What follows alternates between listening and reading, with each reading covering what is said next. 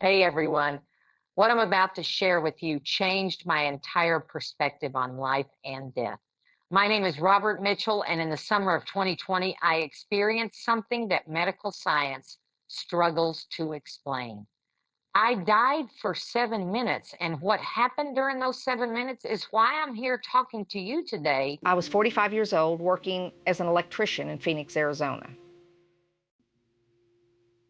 July 15th started like any other Thursday. I was installing wiring in a new office building when suddenly I felt this crushing pressure in my chest. It was like someone parked a truck on me. My coworker James saw me go down. He later told me I hit the concrete hard, and by the time he reached me, I wasn't breathing. He called 911 while another guy on the crew started CPR. Here's where it gets interesting. While James was panicking, while the paramedics were racing to the scene, I was having a completely different experience. I wasn't unconscious. I was more awake than I'd ever been in my life. Found myself looking down at the construction site from above. I could see James doing chest compressions, counting out loud. I could see the foreman running with the defibrillator. I even noticed small details like a coffee cup I'd left on the scaffolding, my phone lighting up with texts from my wife asking what I wanted for dinner. The paramedics arrived in 6 minutes. By then, my heart had been stopped for nearly 7 minutes total.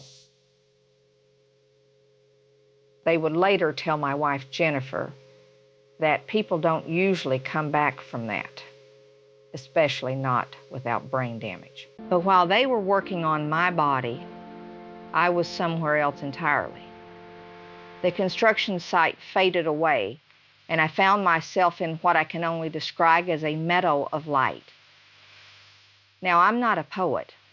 I'm a guy who works with his hands, who deals with concrete things like wires and circuits. But this place, imagine the most perfect sunrise you've ever seen, then multiply that by 1,000. The air itself seemed alive with color. The first person I saw was my father. He died of cancer 3 years earlier, and those last months had been rough. But here, he looked like he did in my childhood memories. Strong, healthy, that big smile that could light up a room. He didn't look 30 or perfect like some stories describe. He just looked like Dad, but without the pain, without the weariness. Robbie, he said. He's the only one who ever called me that. You're early, son. Behind him, I saw my grandparents, my Uncle Migo, who died in Vietnam, and then a young woman, maybe 19 or 20. I didn't recognize her, but somehow I knew she was my sister. My mom had miscarried before I was born. They'd named her Amy. She'd been growing up there waiting to meet us. The presence behind them all was indescribable. Not a person exactly, but a consciousness of pure love. I'm not a religious man. Jennifer had to drag me to church on Easter, but I knew exactly what or who this was. The love was so intense it was almost overwhelming. Every doubt I'd ever had about myself, every regret, every fear just melted away. Then the scenery changed.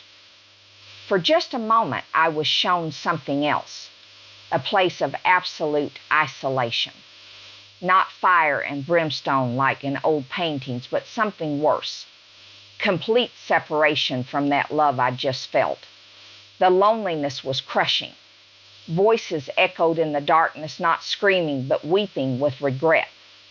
The message was clear without words being spoken. This doesn't have to be anyone's destination. There's always a choice, always time to change, always hope. My father touched my shoulder. You need to go back, Robbie. Jennifer needs you. The kids need you. And you've got work to do, not electrical work. You'll know when the time comes. I wanted to stay. That feeling of perfect peace, perfect love. Who would want to leave that? But I understood it wasn't my time.